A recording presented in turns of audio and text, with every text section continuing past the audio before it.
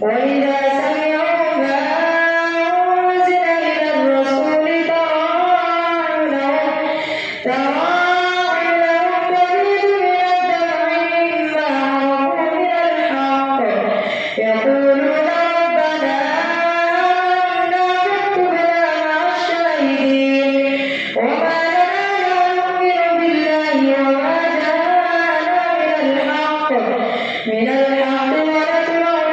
يدخلنا ربنا مع القوم الصالحين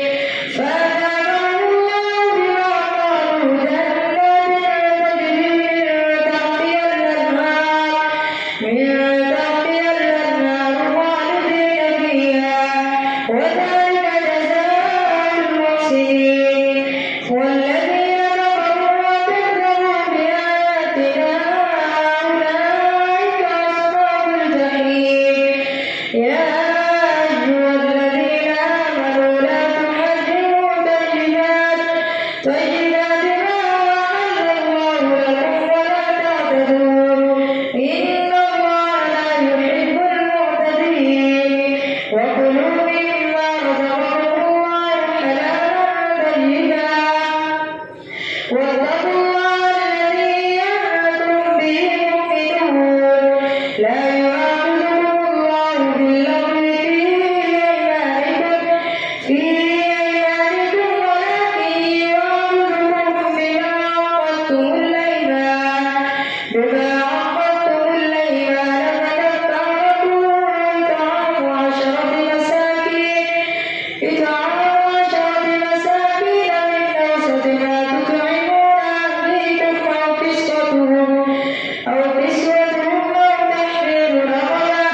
فمن لم يجد فصيام 3 أيام ذلك كفارة أيمانكم إذا حلفتم واحفظوا أيمانكم كذلك يبين الله لكم آياته لعلكم تشكرون يا أيها الذين آمنوا إنما الخمر والميسر والأنصاب والأزلام رجس من عمل الشيطان فاجتنبوه لعلكم تفلحون إنما يريد الشيطان أن يوقع بينكم العداوة والبغضاء في الخمر والميسر ويصدكم عن ذكر الله وعن الصلاة فهل أنتم منتهون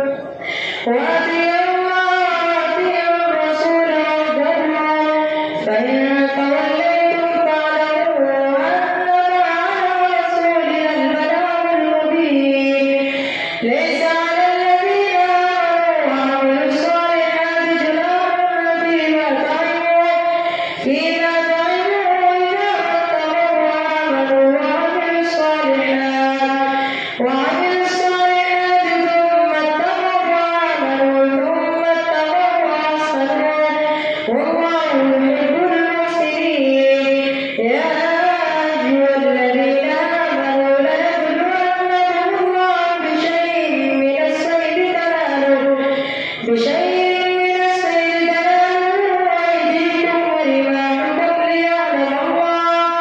ليعلم الله من يخافه بالغيب فمن اعتدى بعد ذلك فله عذاب أليم يا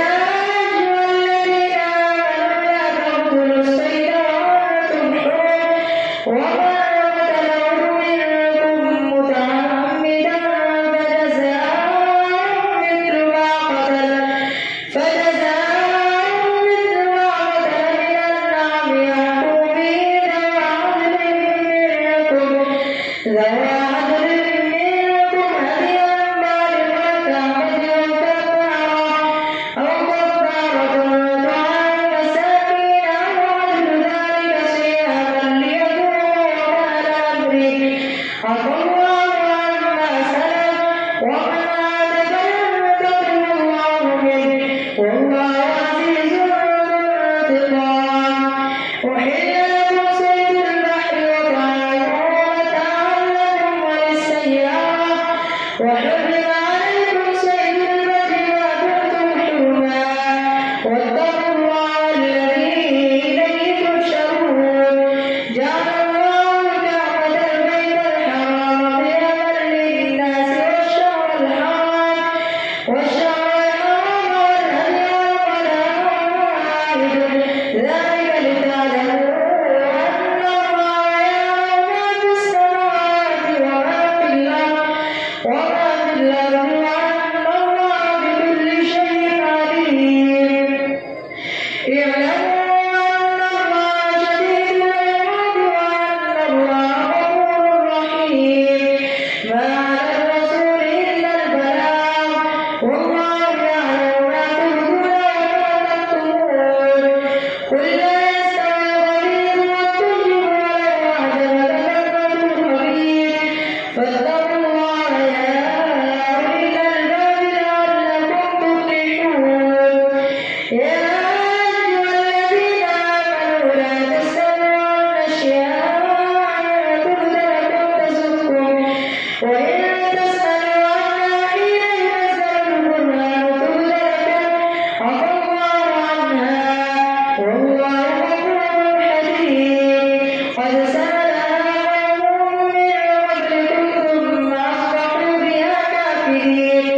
ما جعل الله من بحيرة ولا سائبة ولا وصيلة ولا حام ولكن الذين كفروا يفترون على الله الكذب وأكثرهم لا يعقلون وإذا قيل لهم تعالوا إلى ما أنزل الله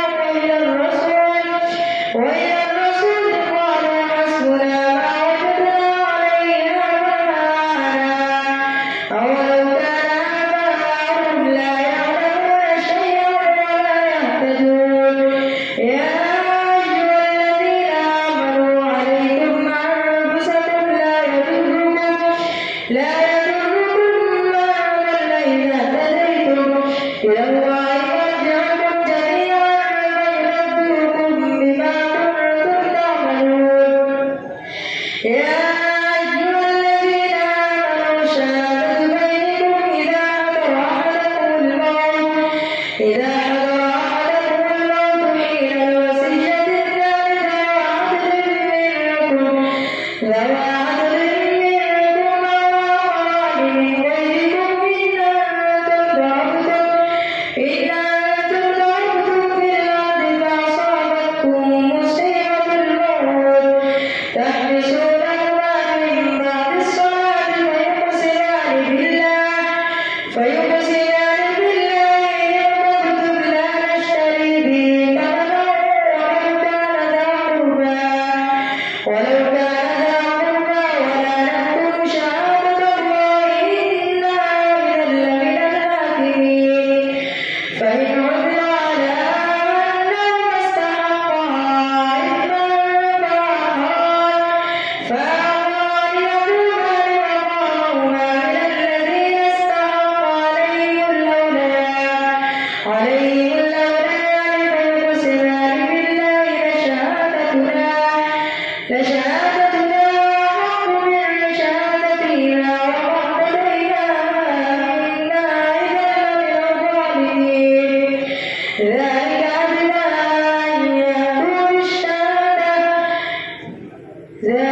أدنى أن يأتوا بالشهادة على وجهها أو يخافوا أن ترد أيمان بعد أيمانهم واتقوا الله واسمعوا والله لا يهدي القوم الفاسقين يوم يجمع الله الرسل فيقول ماذا أجبتم قالوا لا علم لنا إنك أنت علام الغيوب إذ قال الله يا عيسى ابن مريم اذكر نعمتي عليك وعلى والدتك إذ أيدتك بروح القدس تكلم الناس في المهد وكهلا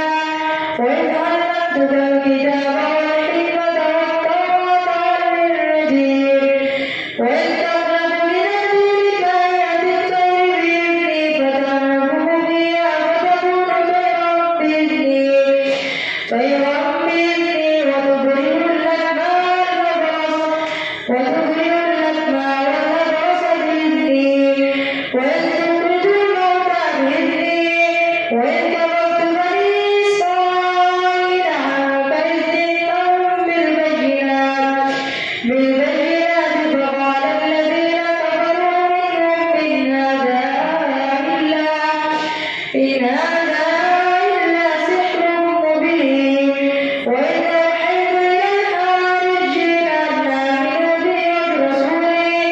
قالوا آمنا واشهد بأننا مسلمون إذ قال الحواريون يا عيسى ابن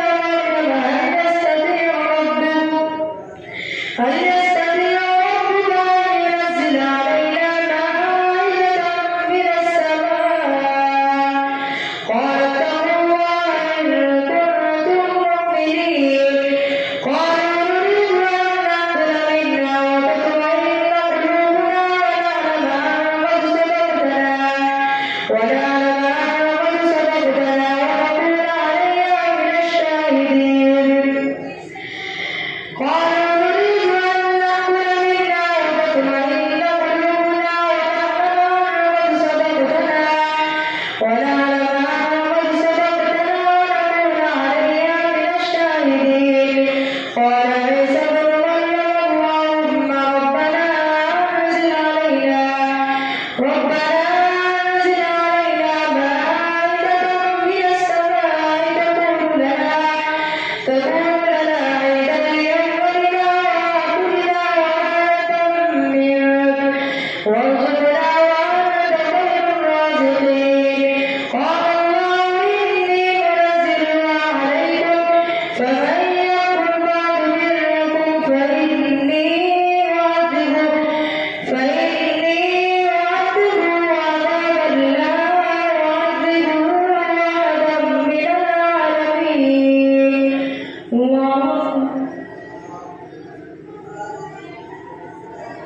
سمع الله لمن حمده الله أكبر الله أكبر الله أكبر الحمد لله رب العالمين الرحمن الرحيم مالك يوم الدين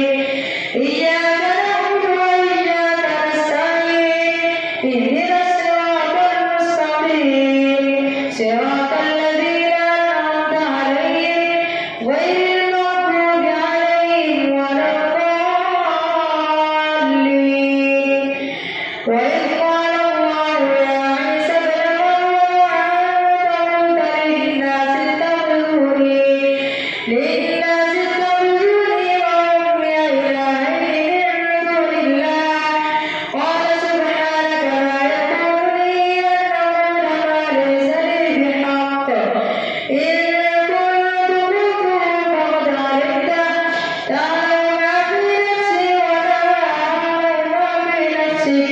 إنك أنت علام الغيوب ما قلت لهم إلا ما أمرتني به أن اعبدوا الله ربي وربكم وكنت عليهم شهيدا ما دمت فيهم فلما توفيتني كنت أنت الرقيب عليهم وأنت على كل شيء شهيد إن تعذبهم فإنهم عبادك وإن تغفر لهم فإنك أنت العزيز الحكيم قال الله هذا يوم ينفع الصادقين صدقهم لهم جنات تجري من تحتها الأنهار خالدين فيها أبدا رضي الله عنهم ورضوا عنه ذلك الفوز العظيم لله ملك السماوات والأرض وما فيهن وهو على كل شيء قدير الحمد لله الذي خلق السماوات والأرض وجعل الظلمات والنور ثم الذين كفروا بربهم يعدلون هو الذي خلقكم من طين ثم قضى أجلا وأجل مسمى عنده ثم أنتم تمترون وهو الله في السماوات وفي الأرض يعلم سركم وجهركم ويعلم ما تكسبون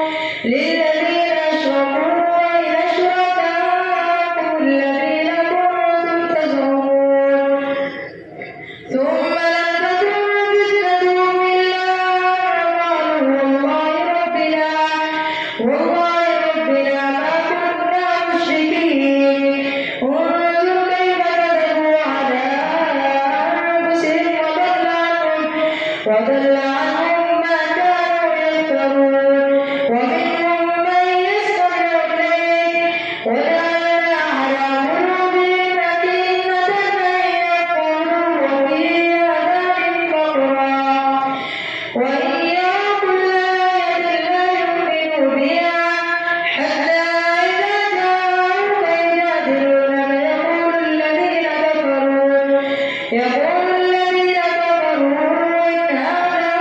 إلا أساطير الأولين وهم ينهون عنه وينهون عنه وإن يهلكون إلا أنفسهم وما يشعرون ولو ترى إذ وقفوا على النار فقالوا يا ليتنا نرد ولا نكذب بآيات ربنا ونكون من المؤمنين بل بدا لهم ما كانوا يخفون من قبل ولو ردوا لعادوا لما نهوا عنه وإنهم لكاذبون وقالوا إن هي إلا حياتنا الدنيا وما نحن بمبعوثين ولو ترى إذ وقفوا على ربهم قال أليس هذا بالحق قالوا بلى وربنا قال فذوقوا العذاب بما كنتم تكفرون قد خسر الذين كذبوا بلقاء الله حتى إذا جاءتهم الساعة بغتة قالوا يا حسرتنا على ما فرطنا فيها وهم يحملون أوزارهم على ظهورهم ألا ساء ما يزرون وما الحياة الدنيا إلا لعب وللدار الآخرة خير للذين يتقون أفلا تعقلون قد نعلم إنه ليحزنك الذي يقولون فإنهم لا يكذبونك ولكن الظالمين بآيات الله يجحدون ولقد كذبت رسل من قبلك فصبروا على ما كذبوا وعودوا حتى أتاهم نصرنا ولا مبدل لكلمات الله ولقد جاءك من نبأ المرسلين وإن كان كبر عليك إعراضهم فإن استطعت أن تبتغي نفقا في الأرض وسلما في السماء فتأتيهم بآية ولو شاء الله لجمعهم على الهدى فلا تكونن من الجاهلين ولو شاء الله لجمعهم على الهدى فلا تكونن من الجاهلين إنما يستجيب الذين يسمعون والموتى يبعثهم الله ثم إليه يرجعون وقالوا لولا أنزل عليه آية من ربه قل إن الله قادر على أن ينزل آية ولكن أكثرهم لا يعلمون وما من دابة في الأرض ولا طائر يطير بجناحيه إلا أمم أمثالكم ما فرطنا في الكتاب من شيء ثم إلى ربهم يحشرون والذين كذبوا بآياتنا صم وبكم في الظلمات من يشاء الله يضلله ومن يشاء يجعله على صراط مستقيم قل أرأيتكم إن أتاكم عذاب الله أو أتتكم الساعة وغير الله تدعون إن كنتم صادقين بل إياه تدعون فيكشف ما